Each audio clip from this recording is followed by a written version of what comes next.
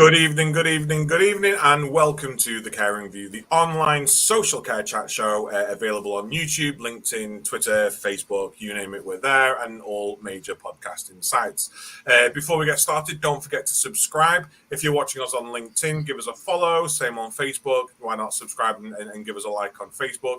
But subscribe to the YouTube channel. You will never miss out on any of our shows, and the views we express tonight and of our guests aren't necessarily of our respective companies, but of ourselves. Mark, good evening. How are you? Yes, good evening. Not too bad, thank you. You? I'm good, thank you very much. I'm good. It's dark. It's really dark. It was really strange setting up because I've got used to the light coming in and then slowly having to do the blind and putting lights on, and now it's just back to having lights. And it's a surreal feeling. But it wasn't like this last week. It's just suddenly come over very, very black. It's just gone. The sun's just gone. I don't understand. Although it does get me excited. It makes me think of Christmas. I put my heating on the other day, and you know, the smell of the heating in my house. I almost got all three of my Christmas trees out, and I almost put them up. But I am currently decorated for Halloween. We are moving shortly, so I probably can't get all my decorations up anytime soon. So before we get into tonight's conversation around work-life balance, we aren't going to be live next week. We have to remind everyone of this. We are going to be at Care Sector's Got Talent. We know we said we were going to do this a couple of weeks ago, but sadly, obviously, we lost our queen. We had our 10 days of mourning. A number of events were postponed, but it's been rescheduled, and we will be there on the 4th of October. You'll be able to watch live from our website at 2 o'clock as well on YouTube. And from Championing Social Care. And then the winner of Care Sector's Got Talent, who will be announced on the evening, will be joining us at the awards ceremony on the 11th of October, I believe, Mark, which is what we're up for, the award ceremony that the Caring View is up for. And we'll also be opening the Care Show on the 12th of October as well. So if you aren't already signed up to the Care Show, it is free for health and social care providers. Why not go get a ticket? Come down, come and see us. We've got a panel discussion. You'll be able to see the winner of Care Sector's Got Talent. And there's going to be so many conversations going on that evening. It's going to be absolutely incredible. So that's the 12th and 13th of October at the Birmingham NEC. But other than that, I doth believe, Mark, the news has been quite quiet this week. Social care news has been quiet. Sadly, there is none. We're still waiting for the Prime Minister or somebody to announce, that social care is getting a radical overhaul, but sadly, it's not here yet. So we can keep waiting. Social care, Prime Minister or somebody else, because it most probably will be somebody else. It won't be the current Prime Minister, will it? We just had a joke online offline that actually the only thing MPs are doing at the moment is writing their letters of no confidence, isn't it? It's all a bit of a joke at the moment, and we can laugh about it and we can joke about it, but I think it's really concerning when we can't keep our politics together and we're seeing health and social care really struggle. I think I'm still waiting to hear what the plan on the 500 million discharges. I mean, we saw the pound plummet on Friday after that mini budget. Benefited me because of stamp duty, but actually across our economics, everything is just crumbling. So, I, for one, want to buy my house before we go into an economic recession, which is most probably going to be happening anytime soon. I keep calling them Bank of Interest, and I really think they are going to have to be renamed at the rate that they're going at this moment in time. Bank of England are predicting 6% interest rates next year, up from 1.25% that they'd originally predicted. So it concerns me with all the cuts that they've made to tax and the scrapping of the social care levy, how we are actually going to come through this winter unscathed with the cost of living crisis and everything else. So as much as it's nice not having loads of news, I think actually this is the time where we need the news and we need more stuff coming. So everyone get onto your MPs, tell them to sort their act out, and let's get cracking and fix social care. But into this evening, shall we, Mark?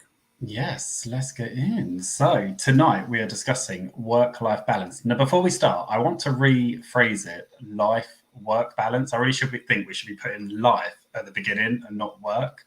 But let's get our guests in tonight. We are joined by Amanda Griffiths and Troy. Good evening, both of you. Good evening. Hi. Are you both? I mean, Amanda, you're like a third host at this time now. Yeah, you always seem to be joining us. It's wonderful. You keep asking me back. That's what it is. And I do love it. I do appreciate it. So how are you both doing? Amanda, your backdrop's lovely this evening. I know, yeah. Come out of the stress of building work. We're nearly there.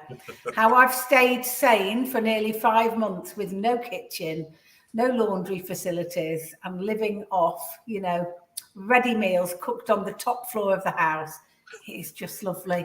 I'm doing real gratitude this evening. This is amazing. Yeah. Good on you. Good on you. Yeah, absolutely. Yeah, all's good. It's all good. Good. And Troy, welcome to the show. Your first time on the show. It is indeed. Yes. Obviously, watched your progress over a period of time. How long has it been now? It's definitely over a year.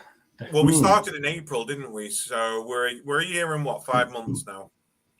Definitely progression, and I like that. I like how the following is grown and it's generating a huge interest. So for me, it's it's championing social care, and I like to be a part of that. Although I've been quiet recently, another chapter in the book, but that's for later on. Definitely. Well, I'll tell you what, just for our audience then, Amanda and Troy. Troy, if you want to go first, just tell everyone who you are, where you're from.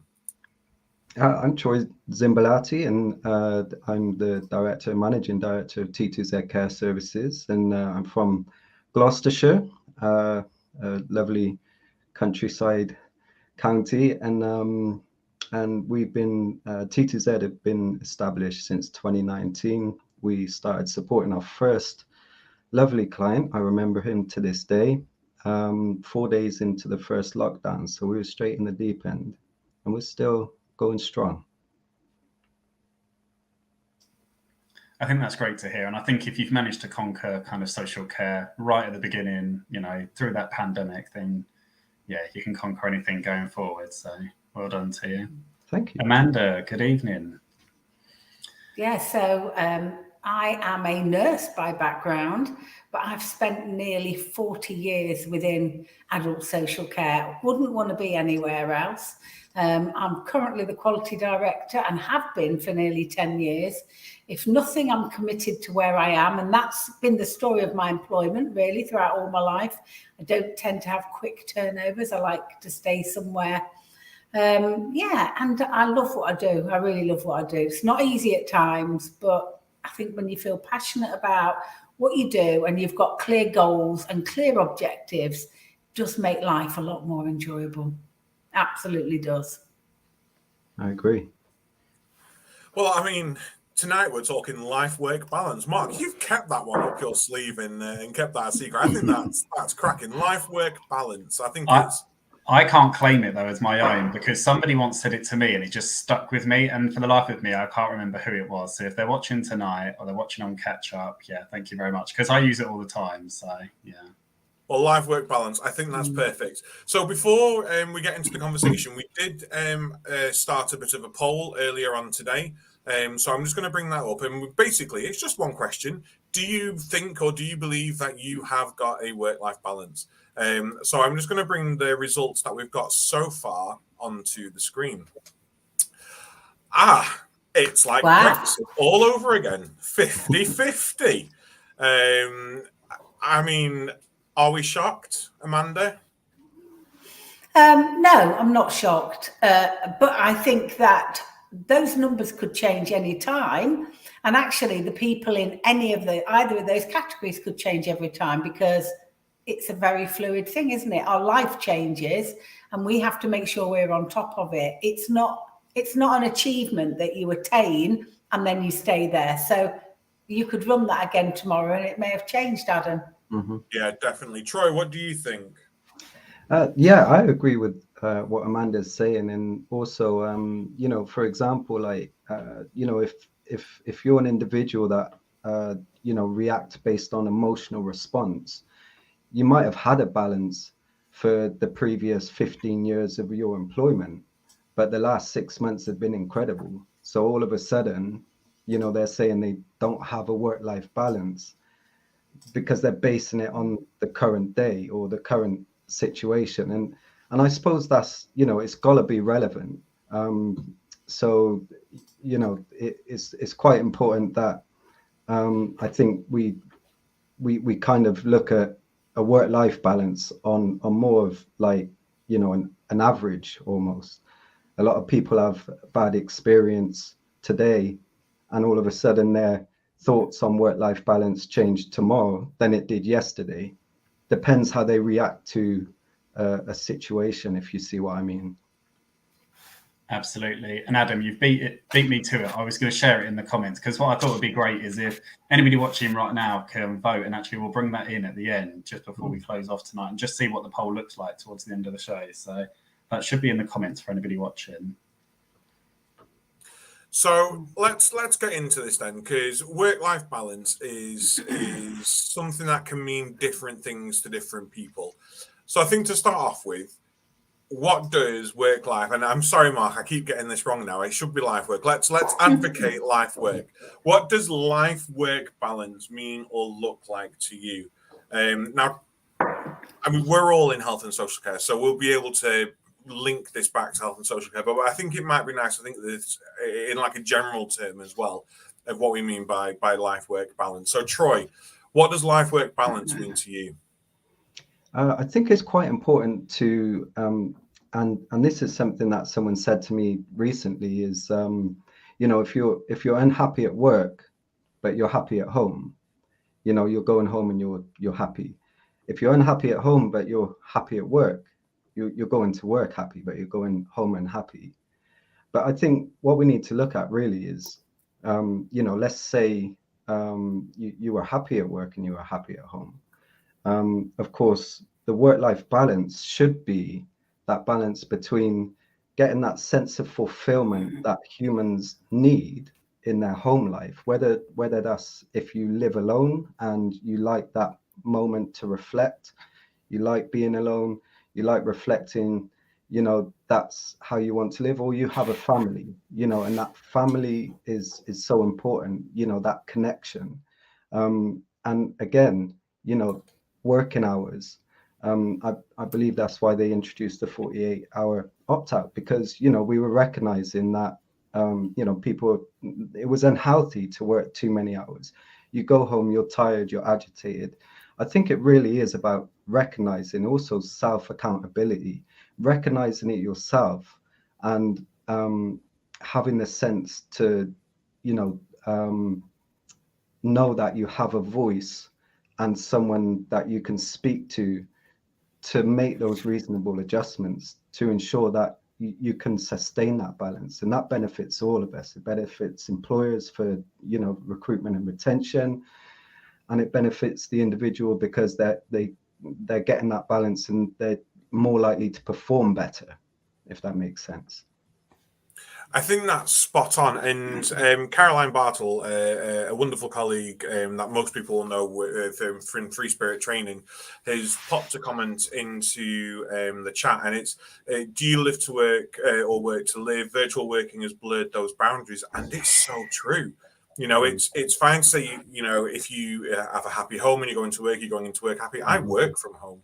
So if I'm not happy at work, I'm already in my house unhappy. And if I'm not happy at home, I'm already in my work unhappy. And it's how do I blur that barrier between my work office and my actual home life? And it is so difficult. And that's, as much as I love remote working, I think there is something to be answered for hybridization, and there has to be a duty of care from employers maybe for people who are remote working, and how do we manage that?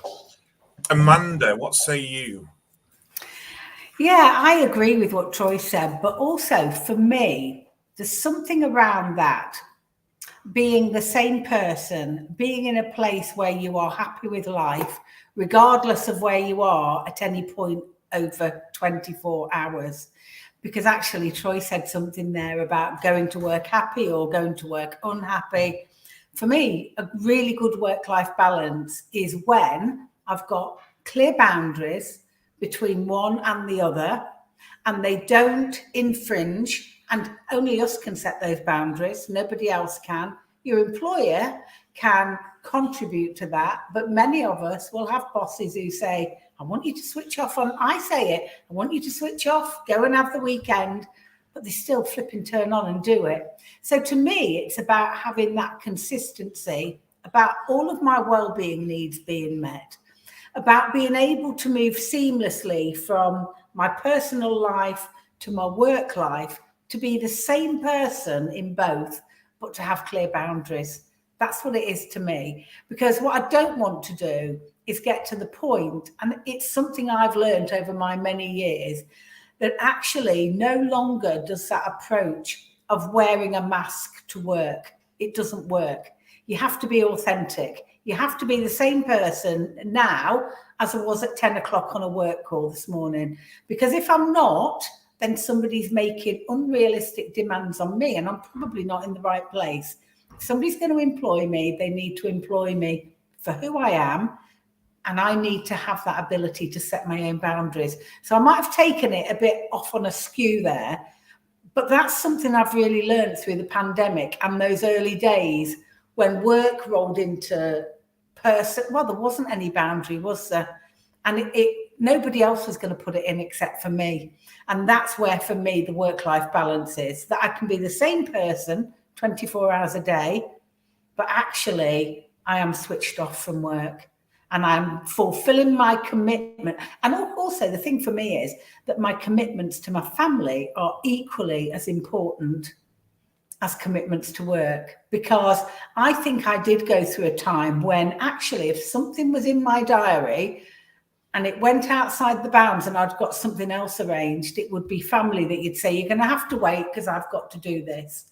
But actually a good work-life balance is when you're the same person and you can just voice that without any anxiety, any distress, but you also know that you're going to get that response. Absolutely fine, you go and do it. So that's where I am. Probably a bit convoluted, but I know what I mean. No, I completely agree. And I think it's so crucial that we set boundaries. And I really like that you brought up about the diary, because so many times, and I say to managers, because I had a manager that once said it to me, is pop it in your diary and make sure that time is protected, because it's so easy to think, oh, that's come up, or that emergency's come up, or I can just move that to the next day. And before you know it, you've moved it a week, a month, it's fallen out your diary altogether. And actually, if it's something that you really want to do, something you're passionate about doing, then make sure it's in there and nobody else can remove that from your time. I think for me as well, it's about, for us, if we're managing staff, it's about setting that example of kind of what we expect. And I mean, I'm the worst, I'll be on all hours, but I always say to my staff, I don't expect that from you. Like if I'm sending an email out, I don't expect you all to be out of hours working.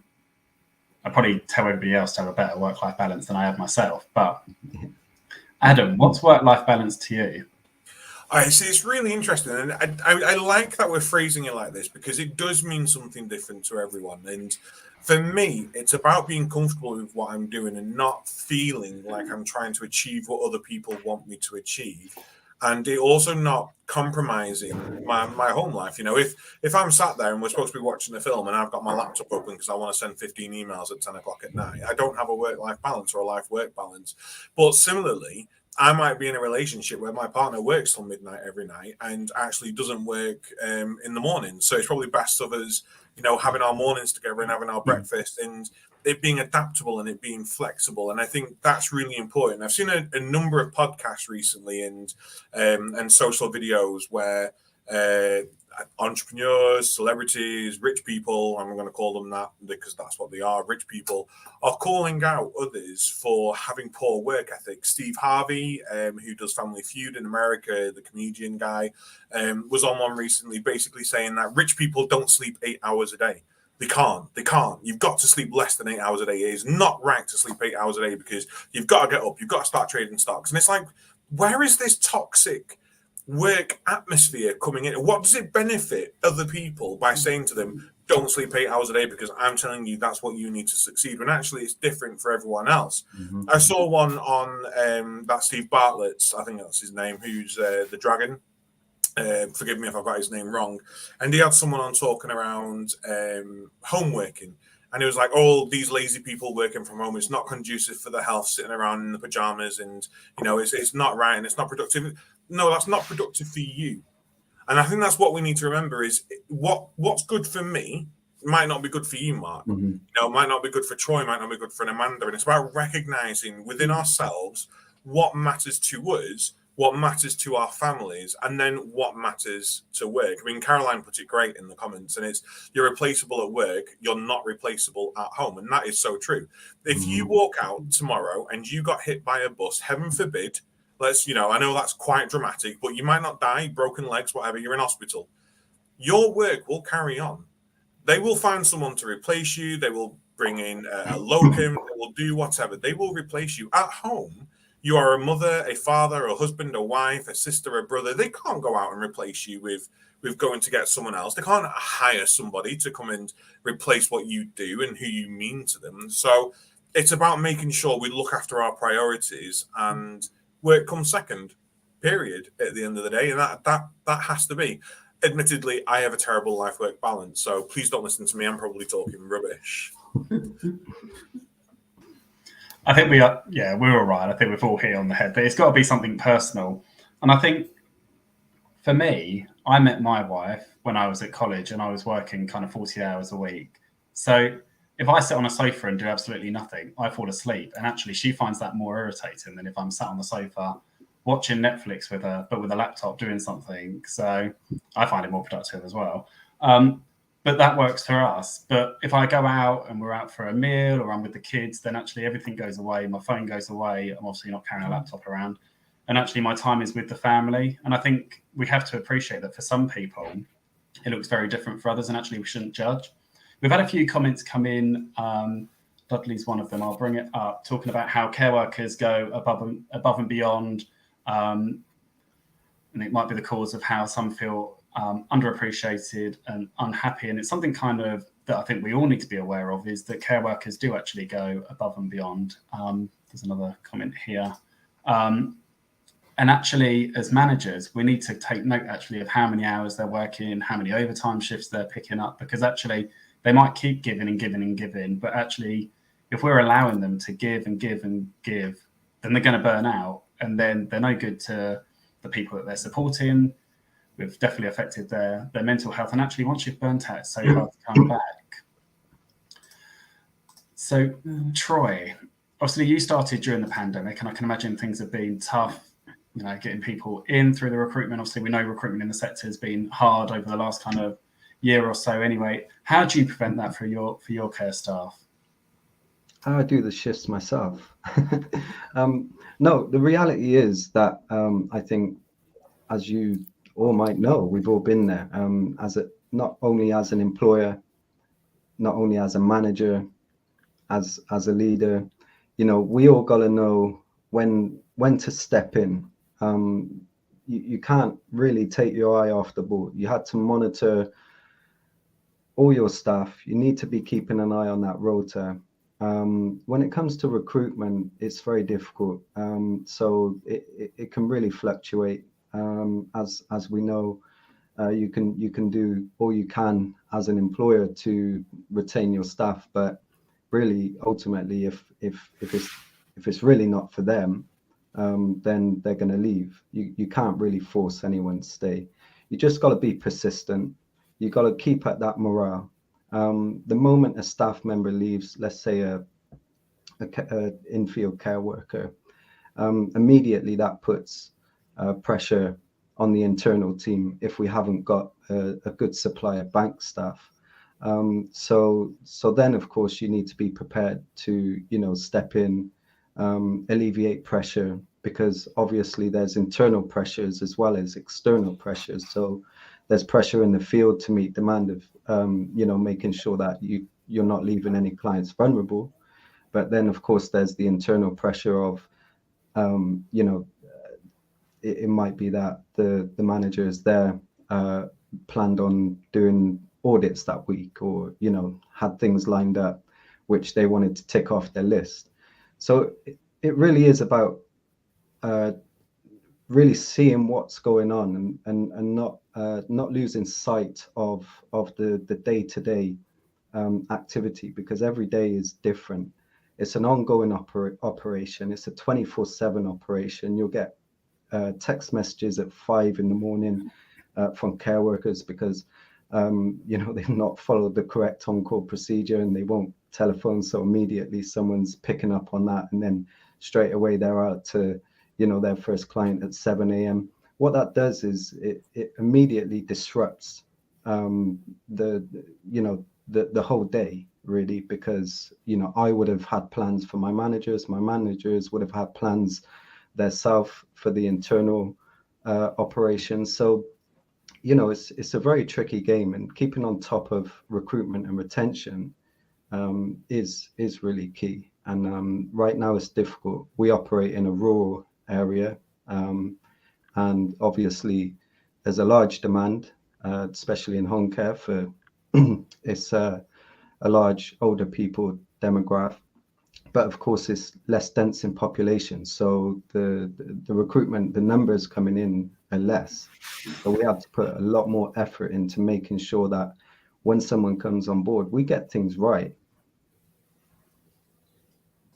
Yeah, I completely agree. And it is about making sure that they're in the right job as well. It is true. We can't have them in that. And, talking about the on-call, and I will always tell this story. I remember having to give rushing back to work because my dad was dying.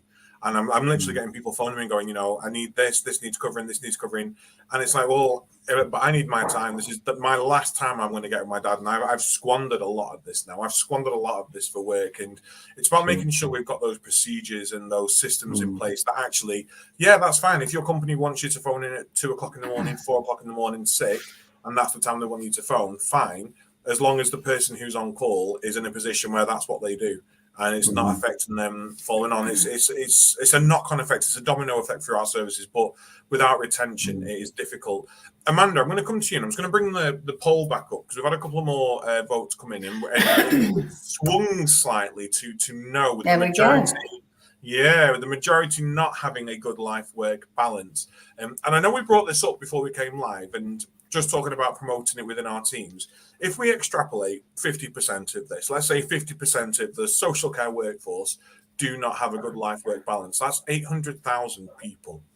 800,000 people currently working every single day with a poor life-work balance.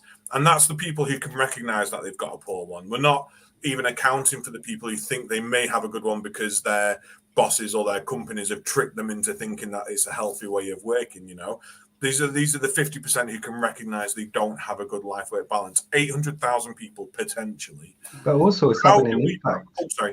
Sorry, Adam, to interrupt, but again, the impact on people's mental health, the well-being, we've seen an increase. So that if you look at that significant number, and then you look at what the statistics of those that might have developed a mental health crisis, it really is incredible, and I think there has to be a focus on it. Yeah, 100%, 100%. So Amanda, in your opinion, how do we promote that within our teams? How do we monitor that they've got a good life-work balance without being, nosy gits? What you're doing tonight, make sure you're not, sat at home doing emails. But how do we promote a good work-life balance, and how do we monitor it so we know our teams are doing okay? I'm going to do the promote bit first because there's a really clear response to that, and that is actually in the absence of any national promotion, because actually Department of Health and Social Care have got a responsibility. They withdrew all of the wellbeing stuff, didn't they? They put it all out there for COVID and then they withdrew it. So I would say that every provider within health and social care has a responsibility to be promoting this. And there is only one way to do that, and that is by leading by example. That is the only way you can do it. You can put all sorts of KPIs and everything in, but then if you're the CEO and you're sending emails at 1 o'clock in the morning and you're exploding because you're absolutely overloading and it's all too much, that's what the workforce see. Now, I'm fortunate, I've said it before, I work in a great organisation where we do promote that well-being, but it's not maintaining your well-being and having a really positive work-life balance is not something, I said it I think before the show, that you achieve. You don't achieve it once and tick the box. it's a continual cycle, and you have to be continually responding.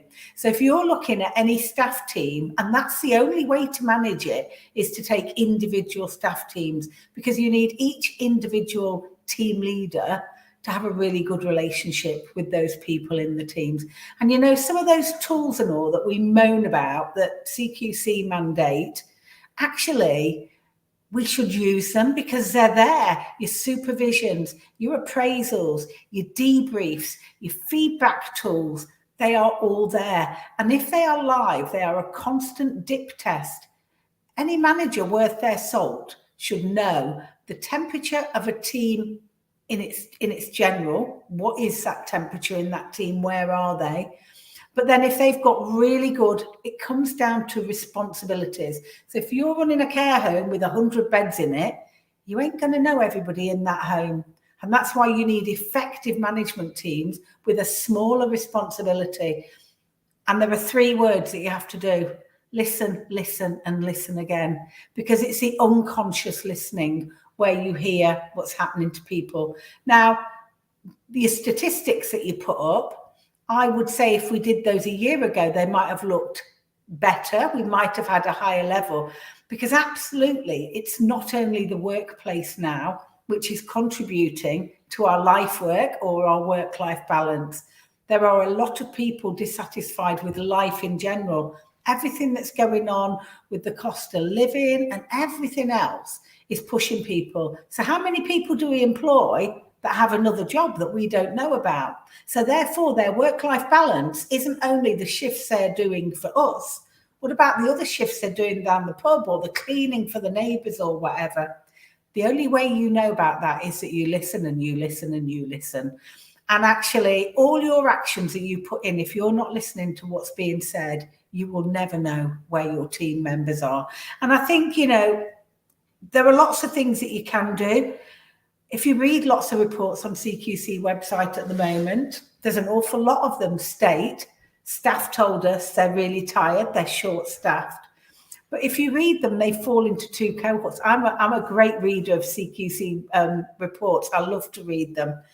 A good report will always say, staff told us they're short-staffed, they're doing lots of hours, but the management team kept them informed and made sure they were okay. And then you'll get the others that just say, we're really short-staffed, we've got agents who don't know what they're doing. So you can have people doing the same scenario and filling in because of our 65,000 or 85,000 or whatever vacancies, but it's down to listening and then acting based on what you're hearing from people.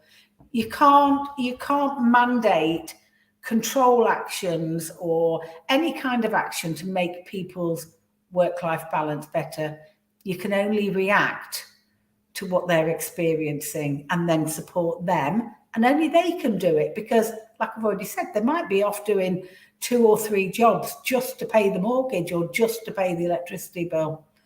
And if you don't know that, you're never going to get their work-life balance right, are you? So I would say the key thing is that listening, because listening is how you understand what's happening. I think you raised a really good point there around the second, third job that people might have. And I know that Adam and I have discussed it on the show before about, actually, we always train staff, or we always used to, about leaving your emotions, you know, at the front door, not bringing them into work, and actually how much of an impact that can have. And if you're having trouble at home, or you've had a bad phone call on the way into work, and actually you then can't digest that. But actually, as managers, we should be supporting with that. And that kind of comes back to what you were saying, Amanda, about listening and supervisions, and actually not just having a template of a supervision just because it works for the organisation, but having one that's actually meaningful. I've worked for so many places where it's, are there any health and safety concerns? And I get that we have to cover those basic things, but when the supervision is just focused around kind of meeting that compliance point of view, whether it's for the local authority or for the regulator, kind of goes out the window, actually, that meaningful bit of supporting staff and their learning and development and making sure that they're okay. Troy, did you have something to add? Sorry, you're going to come in. I think you're right there. We need to be more human. Of course, I mentioned previously, you know, some of us actually live our life based on, you know, emotional response. And sometimes, you know, people can't have that. They live life, you know, in daily anxiety, and they're struggling, but they want to attempt to live a normal life and stay in employment, and they're trying. I think it really is down to us. And Amanda, you touched on listening. It's, there's only so much. Like, if, for example, I do work from home a lot more now. I have a great internal workforce, but I'm daily having, conversations with them. We get on Teams. We're having exciting conversations, and strategic conversations, and then with the conversations that develop, and that's when you'll seek how people are living their lives, is by having conversations and getting to know your workforce, and then you encourage your management team to also build those relationships with the ones, your care workers or whoever is out in the field, and checking in on them if that someone's grandfather recently passed away, but they don't want the time off, they still want to work. Pick up the phone, just check in on them. It's very simple, it really is. It could be the difference between that person leaving or feeling that we actually care as an employer. So again, it's about being human, I think. Yeah, I agree. We have person-centered care for the people that we support, or our residents or whatever, but we really need to employ that tactic for our team members as well. We really need to see people as kind of individuals in their own right. They have a backstory, and that's quite a skill. And actually, again, it depends on the type of organization you've got. Troy, if you run your own organization, you're leading from the front, you're doing it, but sometimes you could be in the employment of somebody where the person above you is not engaged in that. So you have to find a way to do that. But we really do need to, because sometimes we may have to even educate people around what is a work-life balance. May not even consider it. Something. So you'll see people that perhaps they've got nothing to go home for. And that is the sad reality. There will be people that actually would rather be at work because it's probably more pleasant than being at home. And I do feel that as people who lead teams, we have to support people in developing as human beings, and that person-centered bit around them. Because it's that old thing, you only know what you know, don't you? You don't know anything else. So the older you get, your vision gets wider because you see more. But especially these youngsters that have come in, their life experiences may be very limited. They're very impressionable. We've got a responsibility to educate. And the other thing is, if the people that we employ have no understanding about work, about life, about balance, how can we expect them to support the people who need their care and support to have a great life? So we've almost got to look at a different edge. We've been so drilled and swilled in all of this mandatory tick box training, but I really believe we're getting to the point where there are elements of workforce these days that we need to teach them what is life all about. How do I be a really good citizen?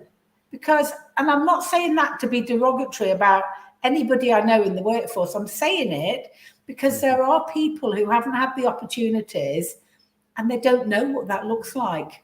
But we don't feed that into our inductions, do we? About you have to be a good citizen to help other people lead a good life. But where does that fit in the CQC or whatever else? I think there is a very soft side to how we support people and how we develop them further. But I don't know how you would correctly articulate that. I wouldn't ever want to offend anybody. But I hope, because the fact I can see nodding heads, that you understand what I'm saying. I think it's really hard, isn't it, with the workforce, because we obviously have shifts that need covering between X and Y time. and actually trying to offer different work balance, different rota balances and flexible working is really hard. And we see it time and time again, don't we, where people are putting in flexible working requests. They obviously acknowledge that actually they need to work a set amount of hours because of childcare or other commitments. And actually how many organisations can actually, hand on heart say, actually, we managed to achieve all of those flexible working requests. Dudley's had a good point, kind of touching on what Amanda said as well. Also checking in on staff members and seeing signs as individuals have different points of resilience.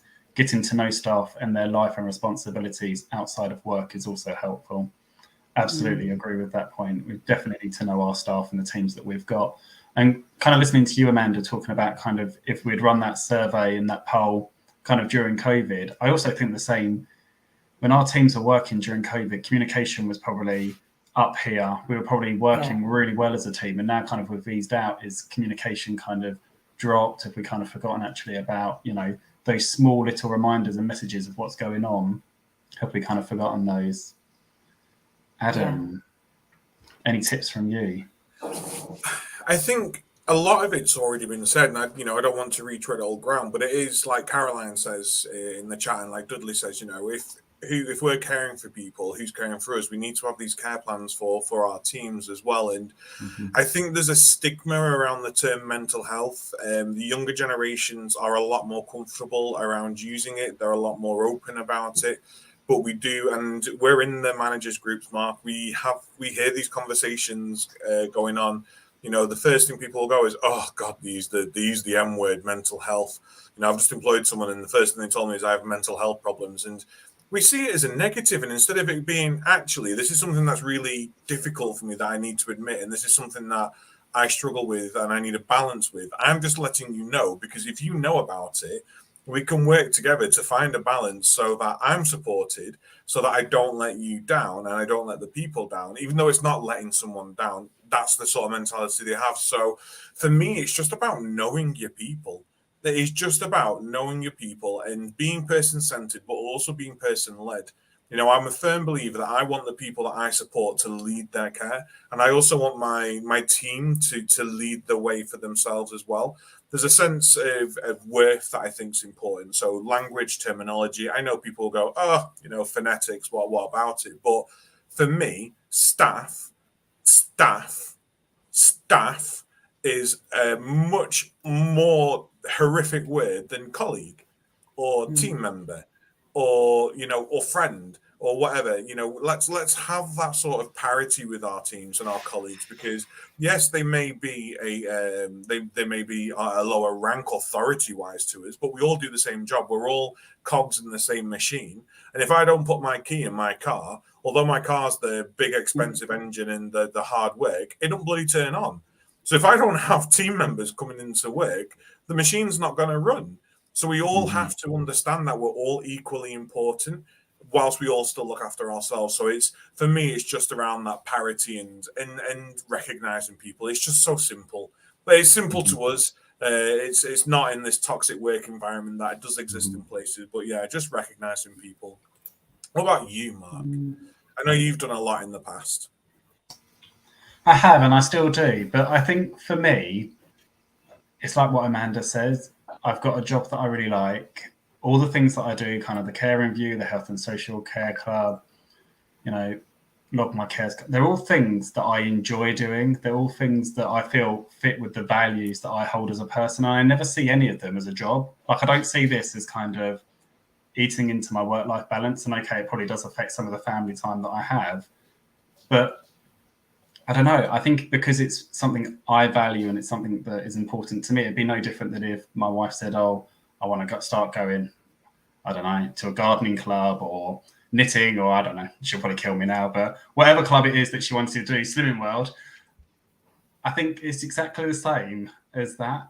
I think it's something that I enjoy doing. And I don't see any of the things that I do as burdensome or as a job. They're just, I don't know, I just kind of flow through the week. And for me, I think that's really helped having a work-life balance. And I think unlike Amanda, I have changed jobs a few times, but actually I always think, life is too short. If you're in a job that you wake up in the morning and you don't want to go in on that Monday morning, you're in the wrong job. Or if you're driving to work And I've worked in companies where it's been like an hour and a half journey in that car. You just drive to work thinking, God, I hope, you're going to crash the car because you really don't want to turn up. And actually, that's not how we should be living life. And it's really interesting because I think the younger generation, as much as we talk about a work-life balance, I definitely see it on social media that actually they want that life now. They're saying, actually, we don't want to be like our parents and the older generation. Makes me feel old now myself. That they don't want to work and pay off that mortgage, and they're not bothered about the bonus and, the job title. They want to go off and they want to travel and they want to live life, and life is now for living. And actually, it's a really interesting concept, and one that probably all of us four here, many people kind of watching now and on catch up, are really going to struggle with, because that's not the mindset that we've kind of been raised and that we're used to. But yeah, I don't know what everybody thinks about that kind of actually. Amanda, you've got young children, haven't you? Kind of, what are their thoughts? Have they kind of followed kind of what you're doing, or are they kind of the TikTok, Instagram? They are all very different, but they all have career. Well, the two that are older have really great careers that they love, but they live their life as well, and they have very clear boundaries, very, very clear boundaries between one and the other. And actually, they would probably refer to their social life as being non-negotiable. And I think that's a really good phrase to say there are some things in my life that are non-negotiable. So now that I've got a kitchen, my non-negotiable, apart from the weekends I'm on call, is Sunday dinner for whoever wants to come. Non-negotiable. As many people as we can fit in. And I think it is really important that we do put those barriers around and protect the things that matter to me. If I have a good Sunday with lots of people here, and this is exactly what I see my kids doing, the things that they gain, kind of that revitalizing, lift their spirits, give them that oomph to go into the week. When I do that, it keeps me going till the next weekend. And I think it's really important. But in order to do that, you have to know what matters to you. You have to be prepared to nail your colours to that flag.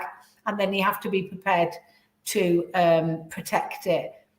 But if we want to do that, it comes back to that thing about leading by example. We have to give permission to our teams to do that. And we have to find a way. For goodness sake, we deliver care and support 24 hours a day. I get really hacked off when I hear people saying, well, I couldn't possibly accommodate you wanting to do 13 hours, but only these hours. For goodness sake, 24 hours a day. Why can't we? We could do it on a flipping game on an iPad or something and fit shapes together. Why can't we do it on a rota, especially with software packages and everything? But we're still doing, in terms of rotas and thinking of our team's well-beings, I still see rota patterns that I saw 40 years ago when I first walked in. Why are we doing that? Especially in LD services. Why are we not having people, taking the people that we're supporting off out to the cinema? Why are we not working around them? But I don't believe that's a provider issue. I really believe that is a more of an industry-wide, but led by commissioners. I think there's some work to do with commissioners around how care's commissioned and how it's done. But we've just got to step away. We've got to step away. If people could fulfill those things that give them fulfillment in life and work at the same time, how happy would our workforce be? But instead, it's like you'll work 8 till 8 and that's it. 8 till 8 in the day or 8 till 8 at night. I think a lot of that comes down to change, though, and not just in social care. People are just terrified of change. People liken the process of adapting to change is to going through grief.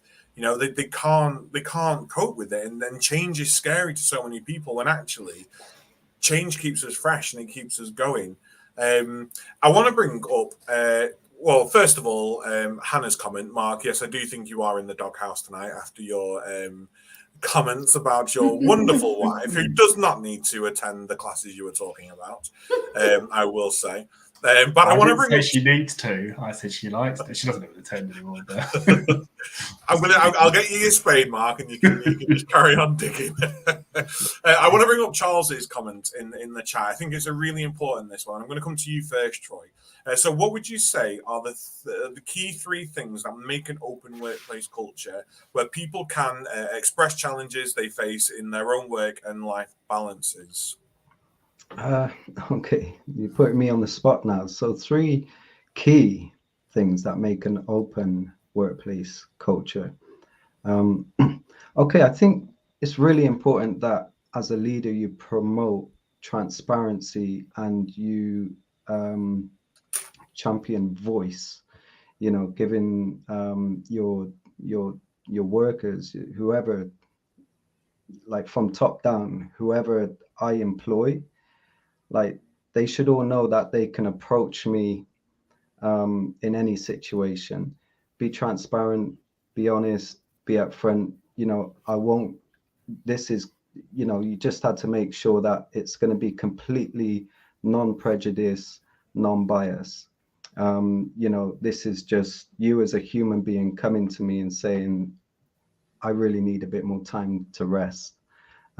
Because sometimes the warning light, the warning signs aren't there soon enough before they're at the point where they're too exhausted. And then, of course, they're on long-term sick or whatever it might be. So I think, you know, one of those key things is really to, you know, promote a voice within the workplace, and people know who they can approach if they need to express their concerns in their, you know, work or life work balance, so to speak. The other two is that's a tricky one. I think it starts with the voice, but of course, for me, I'm a bad example of life work balance. But at the same time, for that reason, because I'm very self-aware, I'm probably one of the best people to kind of advocate it, because I recognize my work-life balance isn't great, but that's because I'm directing a business.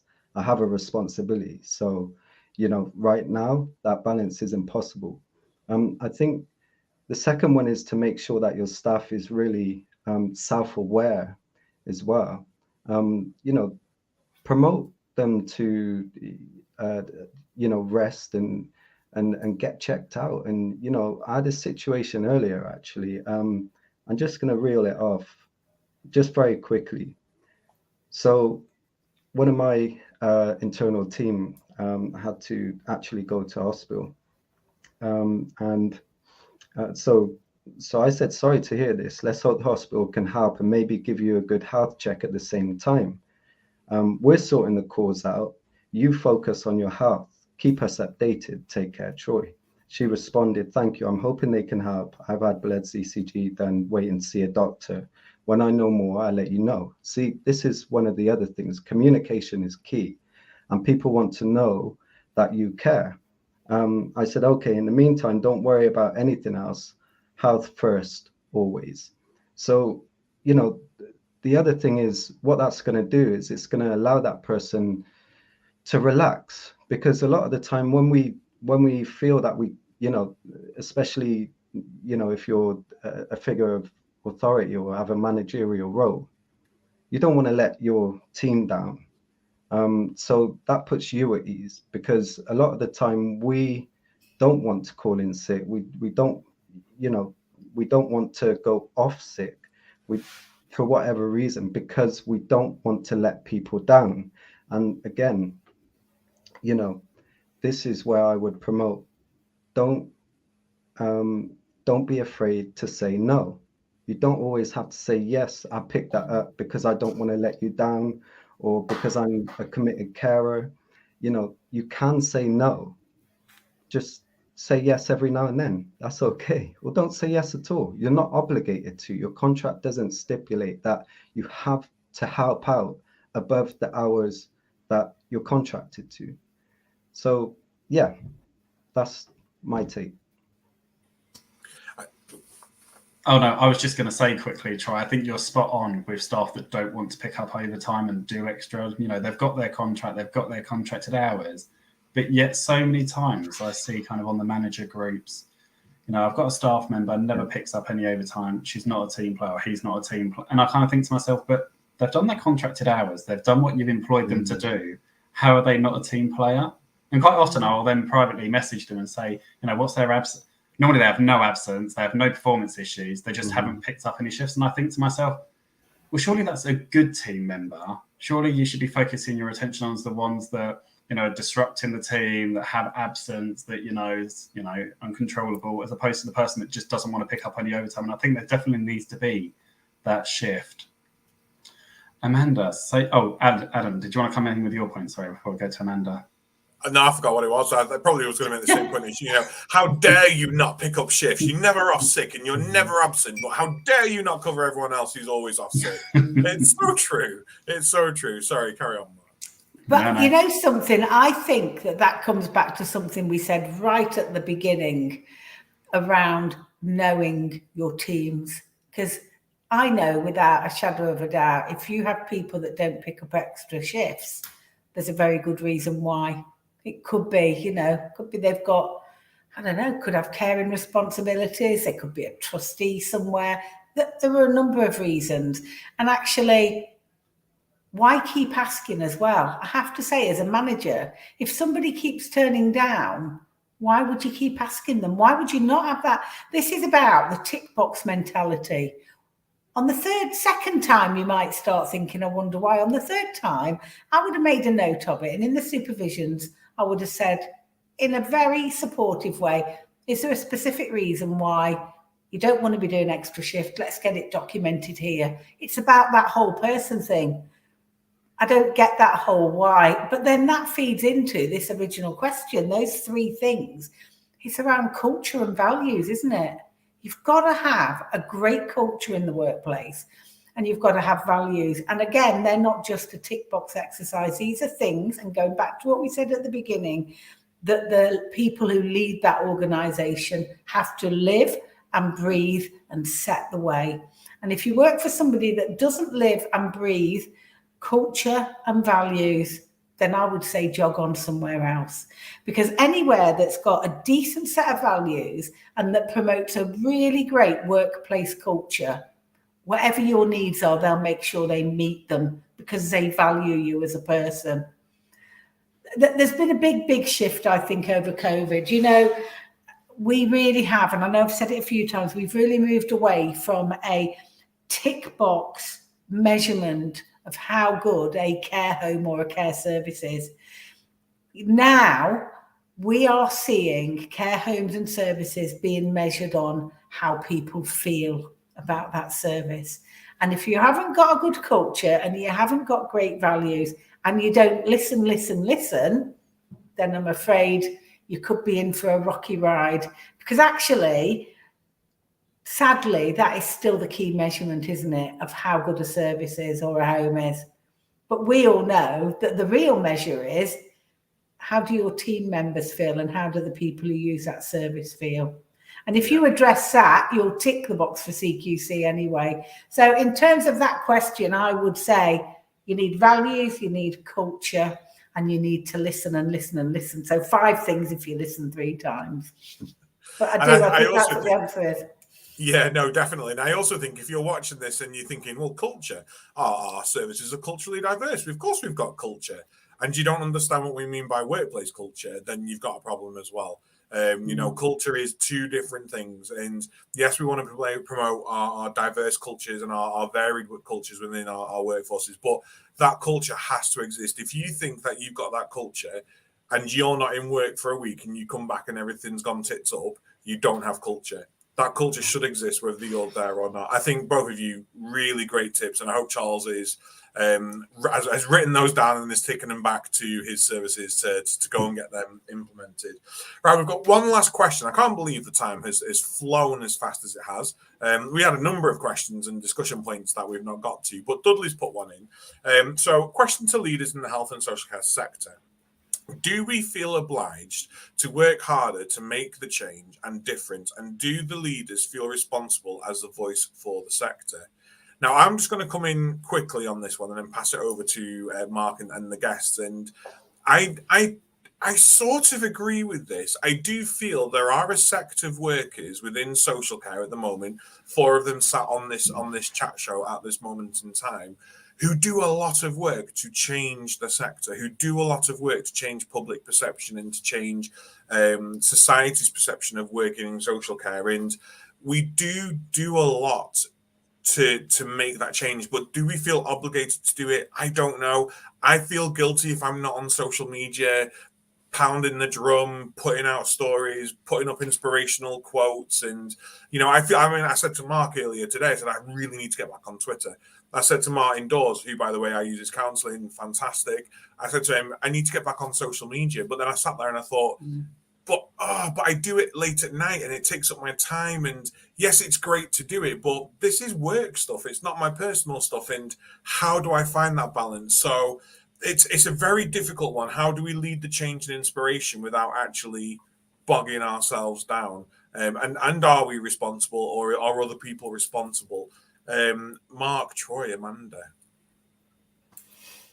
I don't think we're responsible, because I do think that comes from elsewhere. I do think that our government have got a lot to answer for. I do think, and I'm going to be really brave here, and I will reiterate what you said right at the very beginning, Adam. These are my personal views, but I do think that the regulator is not helping the situation in the image that they're painting of social care. For me, I don't feel obligated to do it, but it's a bit like, I've got a nice new kitchen. I love it. I want to tell everybody about it. So for me, I love social care and I want to tell everybody how great it is. Now, I've been a bit quiet on my LinkedIn for the last couple of weeks because I have been seriously stacked up to here. And the one thing I will say, Adam, is I will never feel guilty because I don't feel obligated. Because actually, if you feel obligated to promote the sector, and again, it comes back to the flipping tick box bit. If I do it as a tick box, you just come across as totally insincere. You'll turn people off. You need to do it in the moment when you've had a really inspiring day. Generally, for me, if I post something, it will be because it really matters to me, or because of an experience I've had, or because I know that there's a need. If I were to say, I'm going to tick a box and, every morning, 7:30, I will post, and 3 times a day at the weekend, it then becomes nothing. So I don't think we have to feel obligated, but I do feel if we're really passionate about what we do and we really believe that we can make a difference, we need to shout it from the rooftops. That's where I am on this. Troy, what are your thoughts? Yeah. No, I agree. I do feel there's, for me, a sense of responsibility simply because the reality of my journey is, I've came from a care worker, and, I know I've experienced firsthand that lack of sense of feeling valued, the amount of hours of annual leave that I've lost every year in the first sort of 11, 12 years that before I met my wife, and then we started going on holidays.